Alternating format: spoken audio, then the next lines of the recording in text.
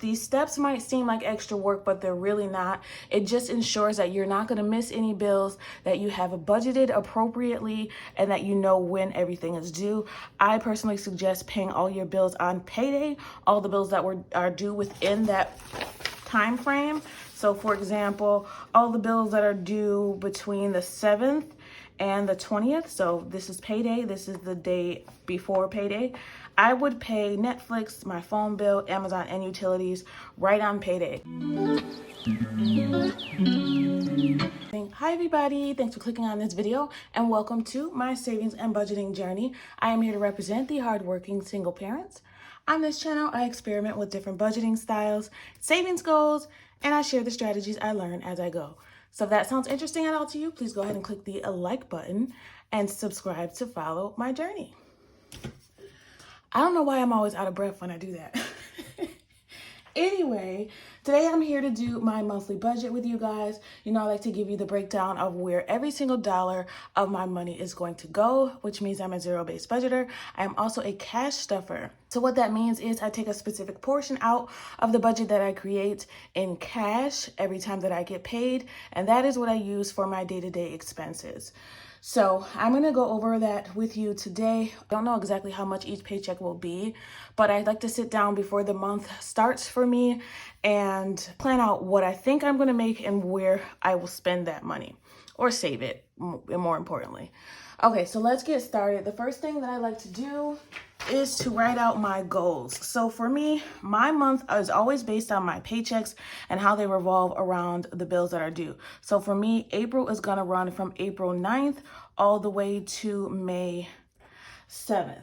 Okay. So the goals that I already wrote down was for personal goals, 64 ounces minimum a day. Yes, small goals, small steps, but I am not drinking enough at all. So if I can get to that, I'll be good at least. 7,000 steps every day, 6 days a week. My first April challenge is going to be for the first 2 weeks, starting here, no sugar, candy, sweets, baked goods. That is very hard for me to do. That one will be a challenge. I eat candy like every day. I'm surprised I don't already have diabetes. What do you get when you guzzle down sweets? Type 2 adult onset diabetes. But thank God I don't. April B, the second challenge of the month. I'm breaking it down into 2 challenges this time. Water only challenge. So that's pretty self-explanatory. I want to journal twice a week and I want to do a core workout 4 times a week. Summer is coming. Financial goals: to finish my vacation sinking fund that had a goal of $5,000. Right. A new budget cheat sheet. I need to create one because my daughter now has a job. So I need to allocate where I'm going to put allowance now instead of giving it directly to her. It will go to one of her savings. I just don't know which one yet. So I do need to edit that cheat sheet. To finish resolving my credit card. For those of you that have been following more recently, I had a furnace break, unfortunately. It cost me about $6,000 plus. And that went on a Discover credit card, which I hate having it sitting there. But I'm waiting to find out if I'm going to receive money from a grant. So if I don't receive it and I'm planning for worst case scenario, I need to develop a plan on how I'm going to pay back that credit card. Next is updates of expenses. Discover, of course, went up because that balance went up by significantly and did ding my credit, unfortunately, temporarily. Utilities have gone up, of course, unfortunately, because we went a long time without heat. So how that happened, I'm not sure. And I do have a balance of extra utilities for cases like this in case this happens, but I don't really want to touch that unless I absolutely have to. So I'm going to work my budget with just using what's coming in and not what I have saved, because I really want to save that for when I absolutely cannot use anything else, and that's like an emergency basis. Groceries, I'm going to put a little bit extra in grocery this month because my daughter has a school event that she's cooking for. We're going to make a few things for that. I also do need a new microwave, unfortunately, so I need to work that into the budget somehow. It is making a very odd, unsettling noise, so it's time for that to go. To-do list. I need to make a budget with my daughter, Pooh, I call her, because she got a new job. So yay, confetti. Thank you to everybody who wished her luck. I really, really appreciate it. Lastly, I want to make Easter baskets for my nephews and niece, my great nephews and niece, to hopefully you saw my goal video, to help their mom out a little bit and, you know, just give them some gifts. But I think we'd have more fun making the baskets ourselves. Enough of that jibber jabbering, although that is important. So I suggest while you're doing your monthly budget, get some other things on track for yourself as far as your to-do list and your goals, because it's a perfect time to do it. Okay, so now to the monthly budget. All right, I need my notebook, my handy dandy notebook, my budget cheat sheets, and I need my calendars. I already gone ahead and wrote out where all the bills are for the month. So like I said, April for me starts on the 7th. So I've written out all of the bills that I have and when they're due so that I know, you know, what paycheck I need to pay with each of them. That's more important on the bi-weekly paychecks, but I like to see for the month as well. That's definitely a step I suggest you take after you do your goals, is to write out when all the bills are due. It's an easy way to see it. These steps might seem like extra work, but they're really not. It just ensures that you're not going to miss any bills, that you have budgeted appropriately, and that you know when everything is due. I personally suggest paying all your bills on payday, all the bills that are due within that time frame. So for example, all the bills that are due between the 7th and the 20th. So this is payday. This is the day before payday. I would pay Netflix, my phone bill, Amazon, and utilities right on payday. That way it's paid, I can check it off, and then when it gets withdrawn from the bank account, I can check that off too. So I've even started to do that with my automatic bills.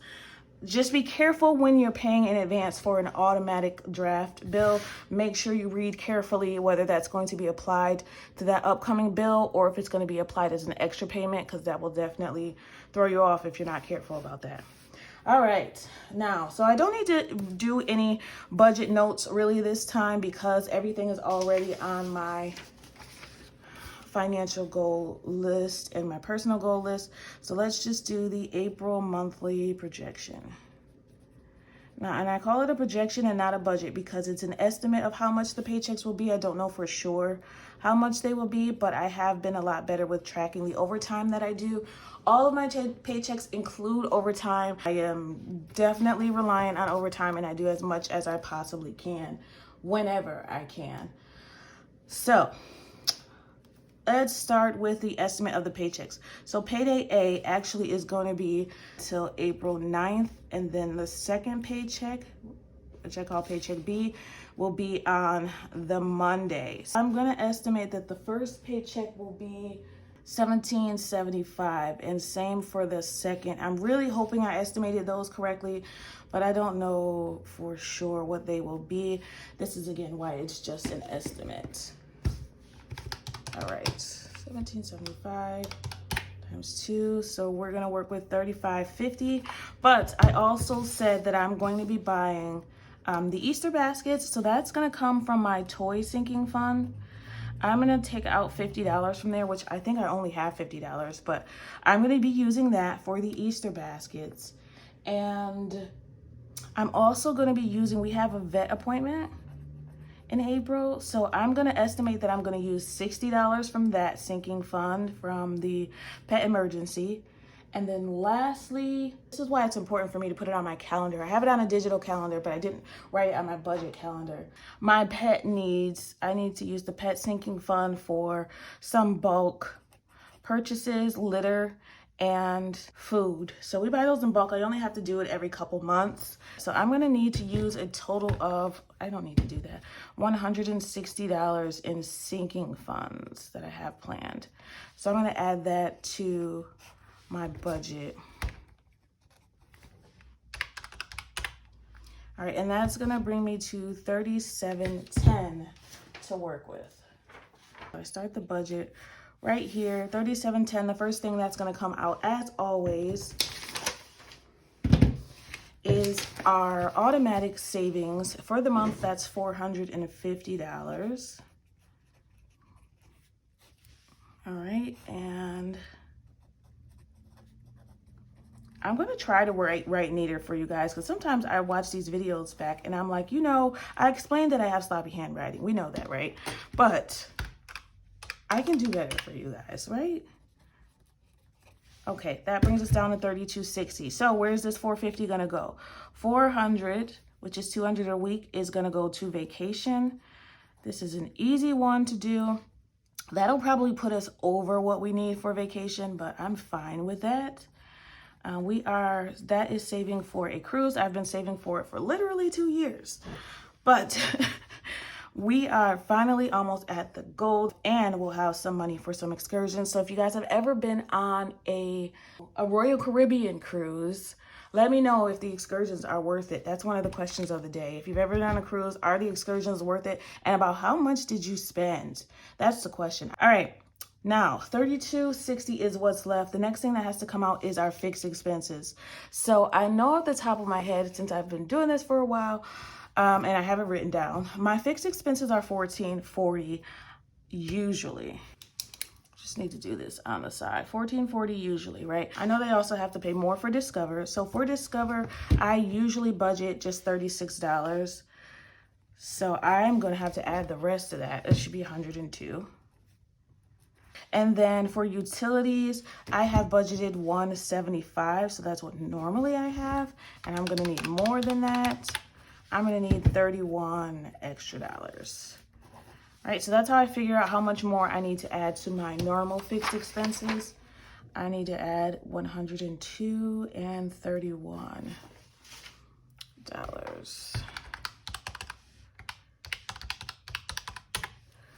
That's $15.73. Okay, and these are all going in order of priority, so I will make sure I get the other things squeezed in here too, because this month there are some expenses that I don't usually have. Oh, I feel like that happens all the time. Okay, and for the fixed expenses, let's do the breakdown. So what is this gonna go to? I feel like that might not. I feel like it's $15.74 because I'm paying a little bit more in mortgage. So I want to pay $905 for the mortgage. Try to round that one up. I try to round all of these up. All of these are rounded up. I round up for my expenses and I estimate down for my budget of income. Just works out better that way. So better safe than sorry, that's my motto. We have 8 for Amazon. I'm just gonna write these all out because you guys can see.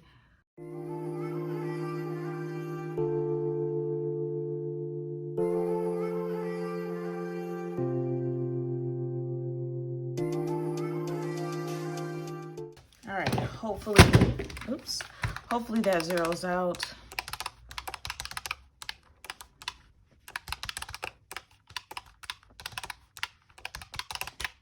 And it does. All right, so that's how much we're paying for the fixed expenses. That brings us down to $16.86. All right, and what I would usually do is semi-annuals, but if you look here, I don't have anything due in April. Next month in May, I will have to pay for the June water bill, or the water bill that comes out in June. But for right now, there's nothing there. Next thing is the variable expenses. That is definitely the next most important.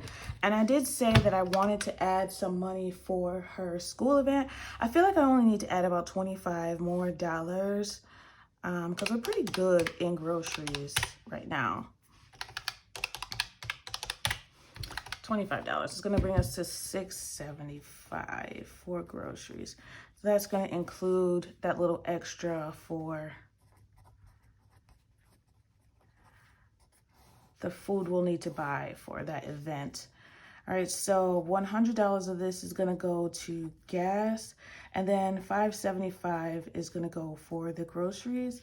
For week A in groceries, we're going to do $300 instead of $275, and then we'll do $275 for the next one. That's $5.75. Yep. Again, those are just the 2 paychecks, how I plan on breaking that down so that when I do my bi-weekly budget, I'll know what my plan was. All right, that brings us down to $1,011. Next thing is on here are cash envelopes, but instead of doing that right now, I do want to add in these expenses that I have here. Let's just take out the $160 altogether.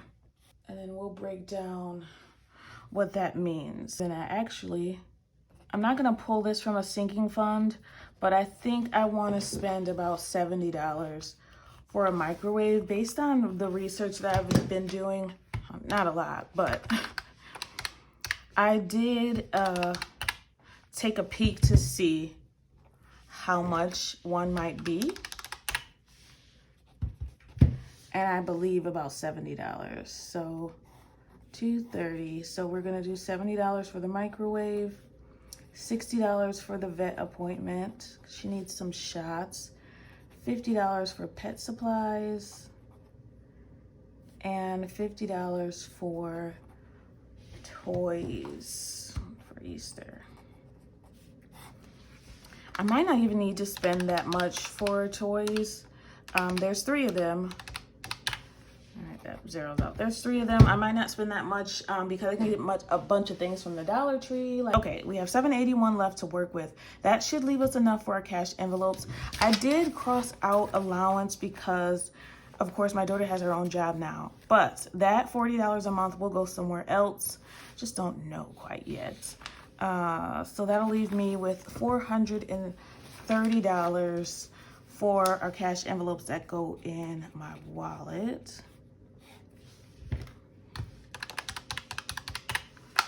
And that's gonna leave us with $351. All right, let's do the breakdown for the cash envelopes. All right, so $50 for, nope, 100 because we're doing the month.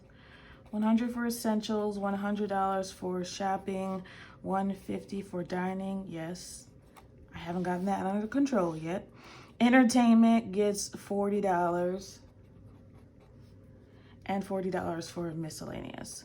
So my budget might not look like yours. It does not have to, and it shouldn't actually. All of us have our own different situations. We have our own priorities. We have things that matter more to us than others. So for some people, you might dine out less, you might do less shopping, or you might do more dining out, vice versa. It's all based on your budget, and your budget should change. It does not have to stay the same every single month. The only thing that really stays the same for me, which is weird way to say it, is my variable expenses. That pretty much stays the same, pretty much, besides if something special comes up. All right, so let's make sure this zeroes out, and it does. All right, so now we have $351 to work with. Let's do sinking fund and our always fund. All right, where are we gonna put that? Let's do that here. Always fund are items that get money every single time unless they're completely full. So my daughter's clothes usually gets $50 a month. I'm gonna give it $75. That is for her school clothes. I do not expect her to pay for her own school clothes. $351 we have, so we're gonna do $75 instead for her school clothes for the month. Her beauty envelope is done. Senior year is done. My envelopes get $60 per month.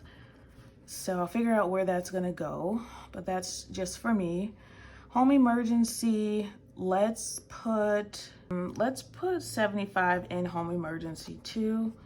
I don't know how much exactly is going to be paid to me in that grant, but even if so, even if I don't have to empty my home emergency, I realize I don't have enough. So right now I have about $5,000, a little bit more than that in the emergency fund. That's for any emergency, but I do have a home emergency sinking fund that I keep here in cash for any handyman stuff that I might need. I know that I need to bulk up that emergency fund to at least $10,000. It's at $5,000 right now, so I was gonna leave it there for a while, but seeing that even the furnace alone was more than that, definitely I'm gonna need more in the long run. What else? We have $151 left. Let's do $30 in car emergency because that has its own emergency fund. All right, that leaves us to $121. Oh, her graduation. Let's put the rest in her graduation. All right, and that's for my daughter.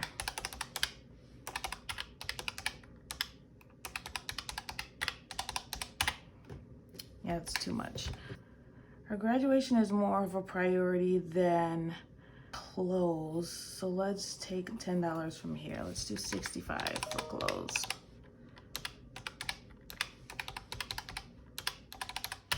All right, now that zeroes out. Okay, that's pretty much everything. Before I go, what I do want to show you guys is I'm going to try to go back to these sheets. So these are sheets that I made myself. It's not perfect. I keep changing them because I find different things that I want to track. So the purpose of this monthly budget closeout is for me to create the budget at the beginning of the month, write out what falls into which category, and to compare that at the end with the expense tracking I've done to see how much I've spent over the month versus how much I plan to spend. So based on that information, I can figure out whether I need to change any of my budgets, whether I need to allow myself more money for something in one area and less in another, or vice versa.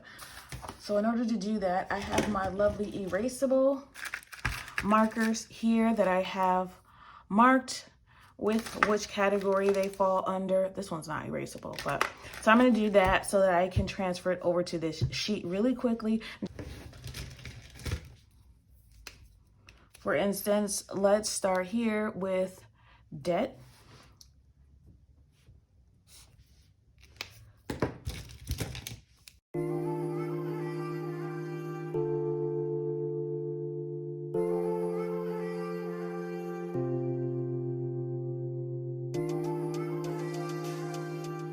It's all done.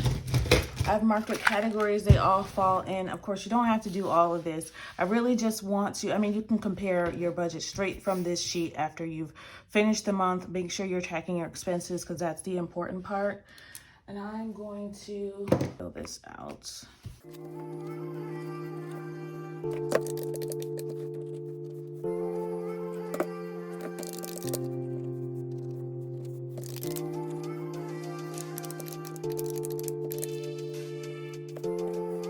All right, so this should all add up to 3710, zeroed out.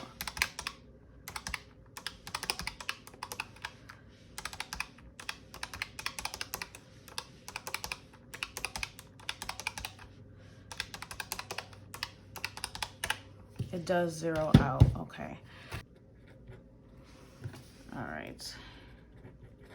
All right, we'll see how that goes. I do have bi-weekly budgets too that I can fill out. And these spots here are just for me to write down each amount that I spent in that area. Because at the end of the month, I take my tracker.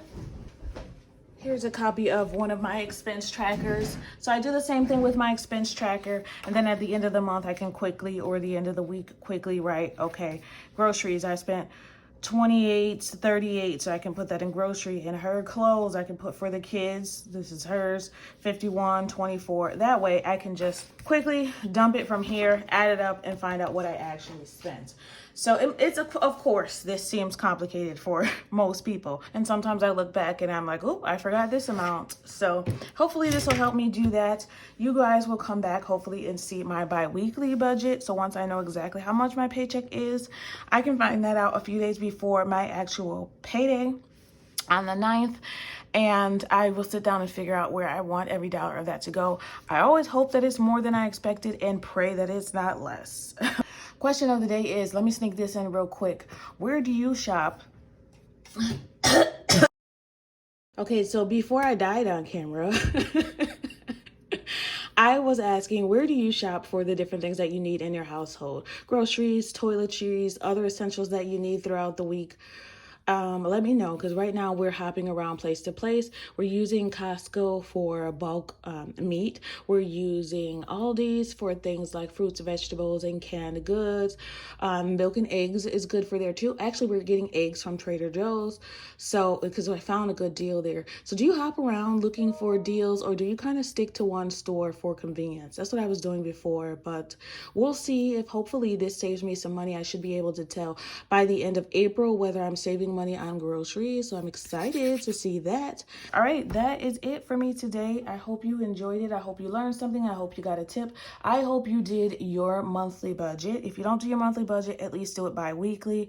I like to do the monthly because it gives me a broad view of the whole month in case I need more in the second week than I did in the first 2 weeks, you know what I mean? So that I don't spend everything that I might have needed to roll over to the second 2 weeks of the month, if that makes sense. So I just like to see the month totally at a glance so that I can make a plan for a wider range, just in case one paycheck doesn't have enough for me to cover something. All right, so hopefully you guys will be back for me to do my bi-weekly budget. If you're not subscribed, please do so. I really appreciate having you here. I try to give you guys as much information as possible. This is all my real numbers, all my real business. If you know anybody who needs help with budgeting, feel free to share the video with them as well. I do try to make this as easy as possible to understand and give you the full breakdown. So I appreciate it so much. Please subscribe if you haven't already, again, like I said, and hit the notification bell so you can see my budget throughout the weeks. I come in to look at it quite often. I do my budget monthly, bi-weekly, and in between paychecks, I do that as well. So, and if you're also here for the planning and productivity, I will be back doing that in the month of April. I'll be back cash stuffing. So I am so excited. I'm excited to go back to doing some cash stuffing now that I kind of have my school schedule worked out. School has been kind of tough. I mean, I'm getting good grades, but it's been kind of tough to keep up with you know, the goals that I had set, and YouTube, and my daughter, and the places she has to go. So I think I have that figured out now. I mean, I'm going to the bank anyway for my cash wallet that I do every 2 weeks anyway, so might as well throw back in my cash binders. So I'll show you guys that for those of you who haven't seen me do it yet. Thank you to all of my new subscribers as well. I want you all to always remember it is about progression and not about perfection. Thanks for watching and happy saving. Bye.